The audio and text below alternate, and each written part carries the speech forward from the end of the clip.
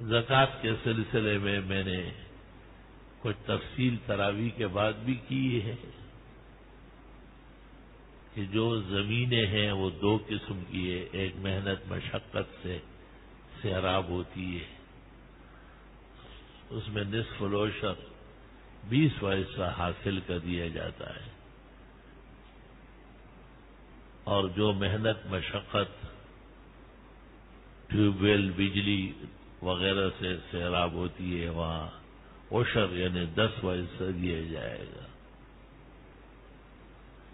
محنت مشقت سے جو ہے وہ اس میں کم دینا پڑے گا، اس لیے وہ 20 ہے، اور جو بارانی ہے اور رحمتوں سے آباد ہو جاتی ہے وہ 10 ڈبل ہو جائے گا.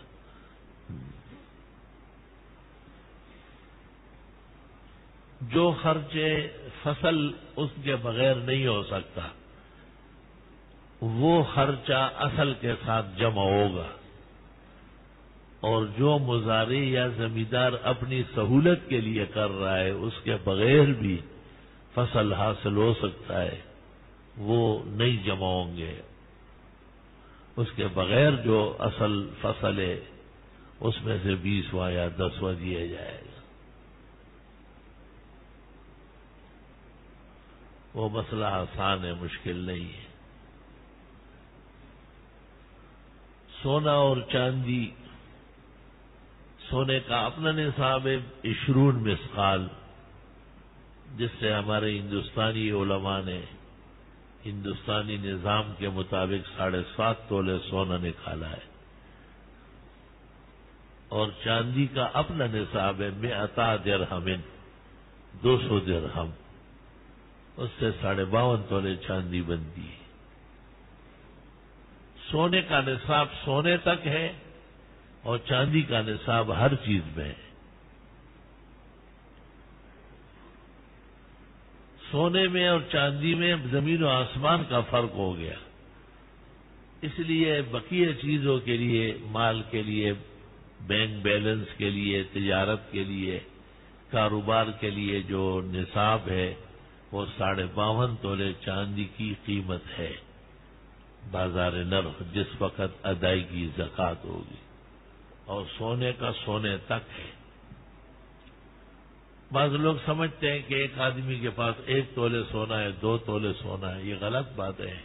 شریعت نے اس طرح نہیں کہا، یہ آپ اپنی طرف سے نئی شریعت بیان کر رہا ہے. 1 تولے اور 2 تولے اور 3 تولے پہ زکوٰۃ نہیں ہوتی. 7 تولے پر بھی زکوٰۃ نہیں جب تک 7.5 تولے نہ ہو.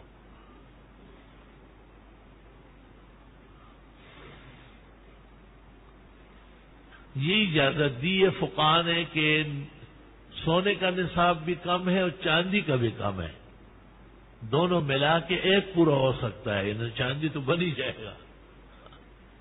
تو فقراء اور مساکین پر احسان کر کے ضم الجنس الی الجنس کی اجازت دی ہے کہ چلو ٹھیک ہے، ایک نصاب آپ کا مکمل ہے اور اس کے حساب سے 2.5% سال گزرنے پر زکوٰۃ نکال لیں. مال کی بہت قسمیں ہیں، ایک مال جامد ہے اور ایک مال نامی ہے.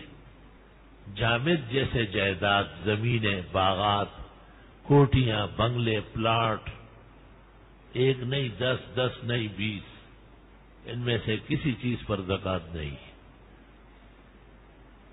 یہ کہنا کہ جب مجھے ضرورت ہوگی تو میں بیچوں گا، اس سے تجارت نہیں بنتی. تجارت اس کو کہتے ہیں کہ وہی آپ کا دھندا ہو، پلاٹ خریدنا بیچنا، مکانات خریدنا ہو بیچنا. اگر اس طرح دھندا ہے تو بے شک مال تجارت ہے. کل مال سال کے اخیر میں جمع فائدہ یا نفی کٹوتی 2.5% کے حساب سے زکوٰۃ آئے گی. اعتبار آخر سال کا ہے. جیسے گزشتہ سال رمضان شریف میں ایک آدمی کے پاس 50,000 روپے تھے، اور اس سال رمضان المبارک میں وہ 50 لاکھ ہو گئے. یہ بقیہ رقم مہینہ پہلے، 2 مہینے پہلے، 3 مہینے پہلے اکٹھی ہوئی ہے. لیکن نصاب مکمل ہونے کے بعد جو فوائد بیچ میں آتے ہیں ان کا علیحدہ نصاب نہیں ہوگا، وہ اصل کے ساتھ جمع ہوگا۔ کل کے کل پر زکوٰۃ 50 لاکھ پر فرض ہو جائے گی، بھلے اکثر رقوم 1 مہینے پہلے، 15 دن پہلے، 2 مہینے پہلے، 3 مہینے پہلے ہے۔ اس طرح نہیں کہ آپ ہر چیز کا علیحدہ سال لگائے، اس طرح تو سینکڑوں منشی اور حسابات رکھنے ہوں۔ اس کا برعکس بھی ہے کہ ایک آدمی کے پاس گزشتہ سال رمضان المبارک میں 50 لاکھ تھے، لیکن اس سال رمضان شریف میں جب سال پورا ہو رہا تھا تو 50,000 یا 1 لاکھ رہ گیا، تو زکوٰۃ 1 لاکھ یا 50,000 کی ہے۔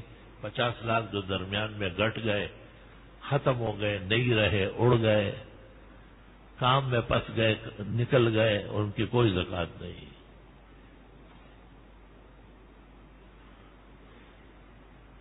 ایک آدمی نے دکان خریدی، اس میں فرنیچر ڈالا، ایسا سامان ڈالا کہ وہ دکان کے ساتھ ہی رہے گا، اس کو مال جامد کہتے ہیں، ان میں زکوٰۃ نہیں ہوتی، بھلے 20 لاکھ کیوں نہ ہو۔ ایک مال وہ ہے جو رننگ پر ہے، سامان آتا ہے اور جاتا ہے، بکتا ہے، خریدتا ہے، پھر لاتا ہے۔ وہ جو فرنیچر ہے، دکان ہے، قالین ہے، قیمتی سامان اس میں ڈالا ہے، جس کی وجہ سے وہ دکان کہلائی، وہ مال جامد ہے، مال جامد میں زکوٰۃ نہیں ہوتی۔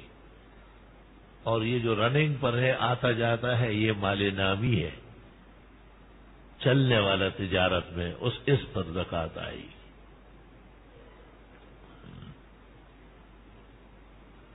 کبھی آدمی قرضہ دے دیتا ہے یا قرضہ لے لیتا ہے، تو جو قرضہ ہم نے دیا ہے معلوم ہے طے شدہ ہے، ملے گا، اس کے نہ ملنے کی کوئی وجہ نہیں ہے، وہ ہمارا ہی مال ہے، ہمارے پاس ہو یا کسی بھائی کے پاس ہو، زکوٰۃ ہم دیں گے۔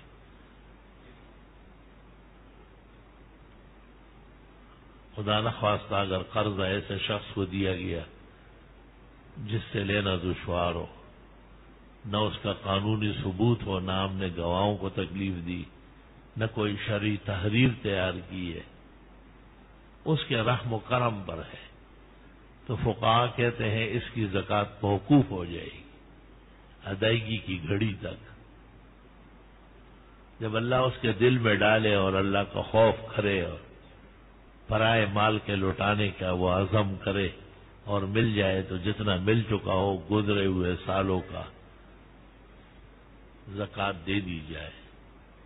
بعض فقہا نے اس میں بھی اختلاف کیا ہے۔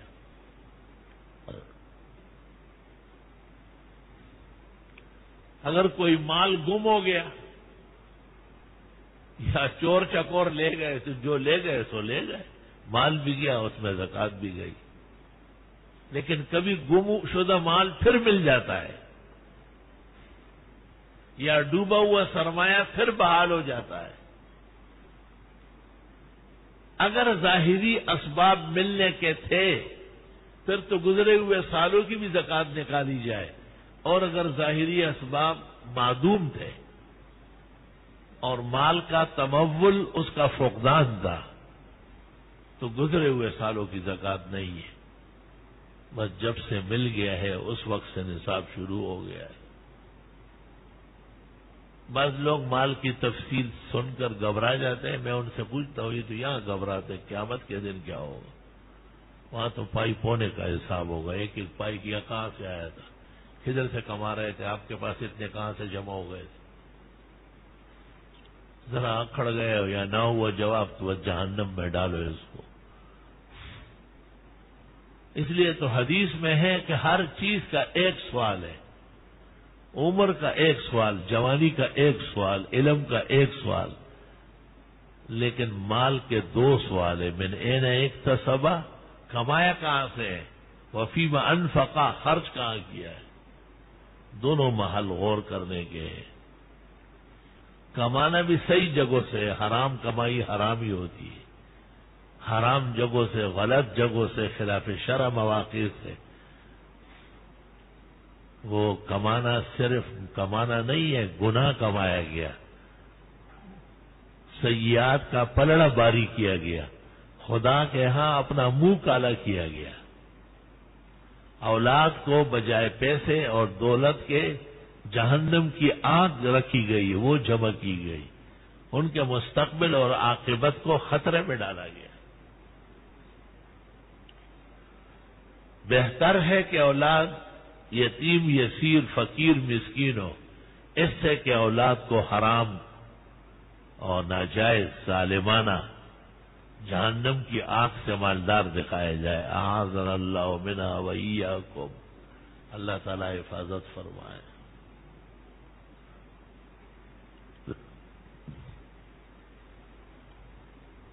بعض قرضے ہمارے ذمے ہیں لیکن وہ ضعیف ہے، کمزور ہے، جیسے بیوی کا مہر۔ عام طور پر معاشرے میں بیوی یا مہر نہیں مانگتی، خاوند خوشی سے دے تو وہ لے لیتی ہے، جب طلاق ہوتی ہے یا وفات ہوتی ہے تب اس کی ادائیگی کا وقت آتا ہے۔ اگرچہ احادیث میں تاکید آئی ہے کہ ہر شخص اپنی بیوی کو مہر پیش کرے، اور فرمایا جو شخص مرا اور اس نے بیوی کو مہر پیش نہیں کیا، کم از کم ایک دفعہ زندگی میں اس کو کہے کہ نکاح کے وقت یہ مہر طے ہوا ہے، میں دینے کے لیے تیار ہوں۔ اگر وہ کہے کہ بہت اچھا تو سپرد کرے، اور اگر وہ کہے کہ نہیں بس آپ رکھ لیں، جب ضرورت ہوگی میں لوں گی، تو یہ قرض ضعیف ہے۔ اس مہر کی رقم کی وجہ سے خاوند کے سرمایہ سے کٹوتی نہیں ہوگی۔ اسی طرح ایسے قرضے جو اختیاری ہے، کوئی رقم آپ کے ذمہ ہے لیکن اس سال نہیں اگلے سال بھی دے سکتے ہیں، 2-3 سال بعد بھی، وہ اس سال سے منہا نہ کرے، آپ جس سال ادا کرے اس سال سے منہا کرے۔ اس لیے فقہ میں قرض کی قسمیں قوی اور ضعیف۔ قوی وہ کہ آپ چاہے نہ چاہے دینا ہے، وہ اصل سے کاٹے آپ، وہ پرایا رقم ہے، پرایا رقم کی زکوٰۃ آپ نہ دیں۔ اور دوسرا یہ کہ نہیں، اس میں چھوٹ ہے، اختیار ہے، ٹائم ہے، لہذا اس قسم کے قرضے وہ اصل سرمایہ سے منہا نہیں ہوں گے۔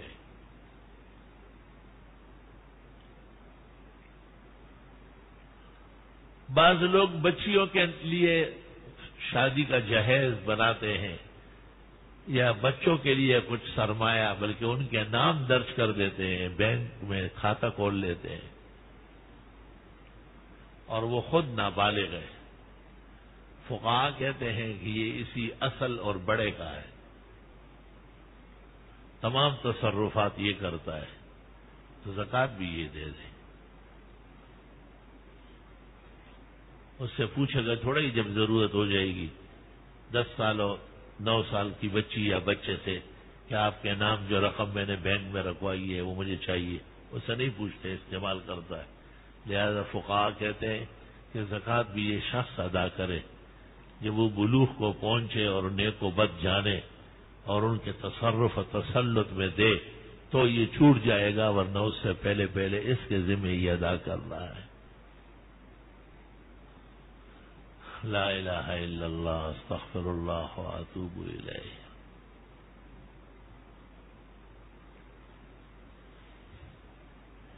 یہ مسائل ضروری ہے اور بہت عمیق ہے، اور ان تک علماء کی رسائی بھی مشکل ہو گئی ہے۔ کوئی پوچھ لے تو جان چھڑانے کے لیے کوئی جواب دے دیتا ہے، وہ جواب نہیں ہوتا، اس کی فقہی بنیاد غائب ہوتی ہے۔ اس لیے ہر جگہ نہ پوچھا کرے، ڈوب جائیں گے۔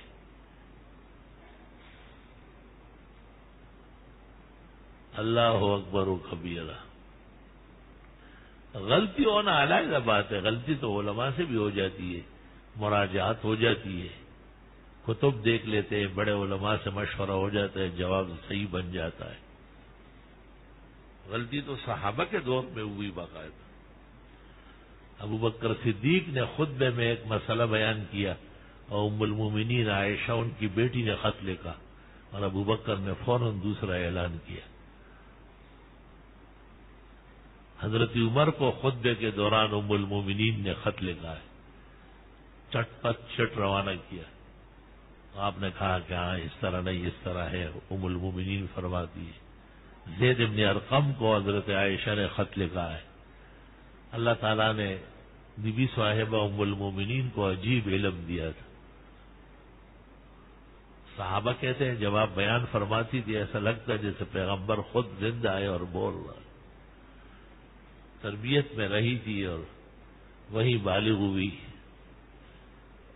اللہ چاہتا تھا کہ ایک عورت ایسی ہو پیغمبر کی جو پورے اسلام کو ضبط کرے اور پوری امت اس سے سیراب ہو جائے. ام المومنین عائشہ صدیقہ کو یہ فخر حاصل ہے. محدثین کہتے ہیں افقہ هذه الامہ بعد الاربعہ، خلفائے راشدین کے بعد امت محمدیہ کی سب سے بڑی فقیہت. اللہ اکبر و کبیرہ. کبھی کبھی ایک آدمی جو اس کی ضروری چیزیں ہیں جیسے رہائشی گھر کا سارا ساز و سامان جس کو اساس المنزل کہتے ہیں، ان میں سے کسی چیز پہ زکوٰۃ نہیں ہے. ایک فریج ہو یا 2 فریج ہو، ایک ڈی فریج ہو یا 4 ہو،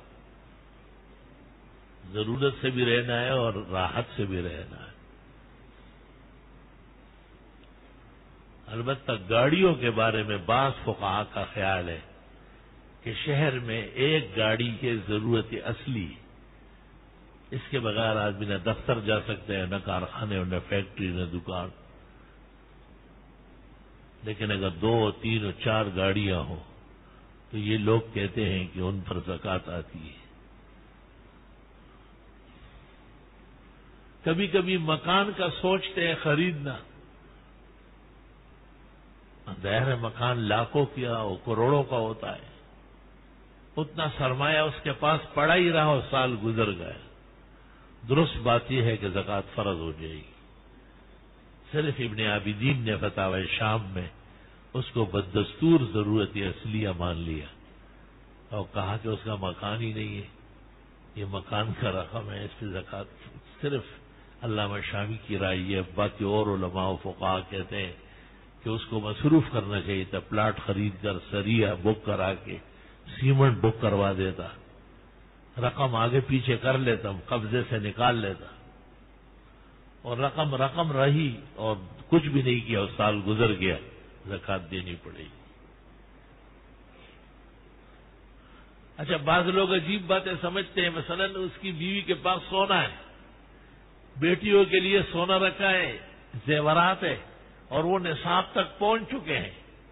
کہتے جی ان کے پاس پیسے نہیں ہیں. پیسے کیا مطلب ہے نہیں ہے؟ سونا توڑ دیں، اس میں سے کاٹ دیں زرگر کے یہاں جا کے. شریعت یہ تھوڑا کہتی ہے کہ پیسے ہو تو دے. کہتا ہے یہی سونا ختم کرے، اس کو کاٹے، اس کو تس نس کرے تاکہ آئندہ سال یہ رہے ہی نہیں. اختیاری چیز نہیں ہے کہ آپ کہیں گے جی میری بیوی پر زکوٰۃ تو فرض ہے کہ اس کے پاس پیسہ نہیں. پیسہ اس کے پاس نہیں تو یہی سونے میں سے کاٹ کے زکوٰۃ ادا کر لے. زرگر بتا دے گا کہ اتنا تولہ ہے اور اس میں اتنا زکوٰۃ آ رہی ہے، لہذا اتنے تولے اسی میں سے کاٹ کے بکے گا اور اس کے اتنے پیسے آ کے فقراء. اور یہ فرض قطعی ہے، جس طرح نماز ہے، جس طرح روزہ ہے اور حج ہے، اس طرح قطعی فریضہ ہے.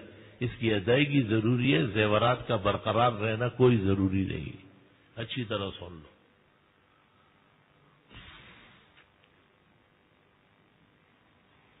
لا الہ الا اللہ استغفر اللہ واتوب الیہ. مواعید پر بھی زکوٰۃ نہیں ہے. کسی کے ساتھ کسی نے وعدہ کیا ہے، کسی کو کوئی رقم نکلنے والی ہے، کوئی خواب دیکھا ہے، اس سے کچھ بھی نہیں ہوتا جب تک کہ رقوم یقین کے ساتھ قبضے میں نہیں آئی ہو. زکوٰۃ فرض نہیں ہوگی اس پر. اور قبضہ تام ہو، مکمل قبضہ ہو. ادھورے قبضے پر نہ، تمام قبضے پر بھی زکوٰۃ نہیں آتی. زکوٰۃ کوئی گپ شپ نہیں ہے، قطعی احکام ہے. پوری بنیاد قائم ہوگی تو زکوٰۃ اس پر آ بیٹھے گی.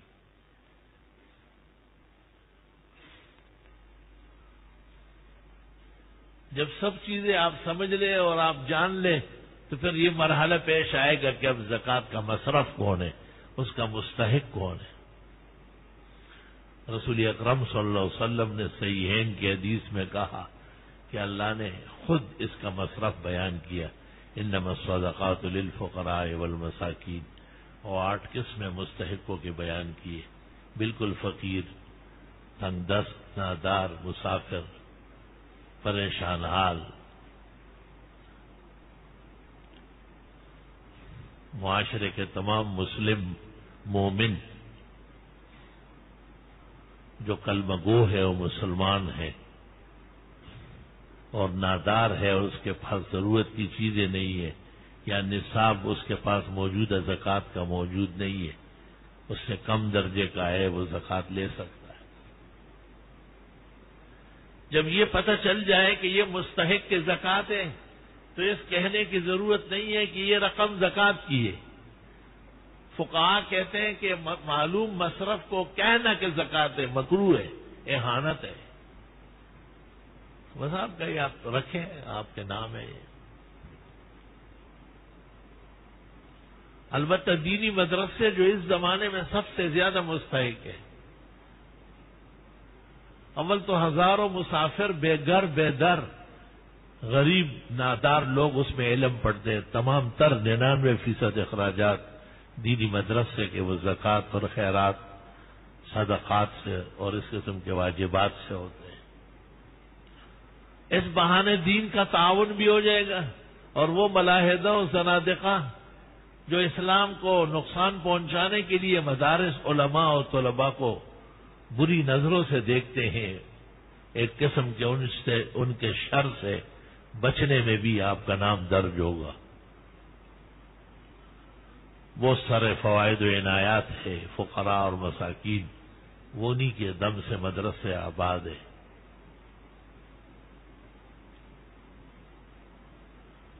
ہرقل روم بادشاہ روم نے رسول اکرم صلی اللہ علیہ وسلم کے متعلق جب پوچھا کہ مالدار لوگ ساتھ ہیں یا غرباء و مساکین، اور اس کو جواب دیا گیا کہ نہیں، غرباء اور مساکین ساتھ ہیں، تو اس نے کہا وَكَذَلِكَ الْإِيمَانُ، یہی لوگ اصل ہیں، انہی کی وجہ سے دین رہتا ہے اور دین آگے بڑھتا ہے۔ مالداران تو ذرا ذرا سی چیز سے ڈر جاتے ہیں، پیچھے بھاگ جاتے ہیں۔ اسلام کا اصل مادہ اور سرمایہ یہ مستحقین ہے۔ جس طرح اسلام کے قلعے دینی مدرسے، مسجدیں، مدارس ان شعبان اور رمضان کو سالانہ چھٹی سمجھتے ہیں، طلباء رخصت ہو جاتے ہیں، اکثر مدارس میں تالے لگ جاتے ہیں، لیکن اس کو چھٹی نہ ملی جس نے سبق یاد کیا۔ ہمارے یہاں سال بھر جتنے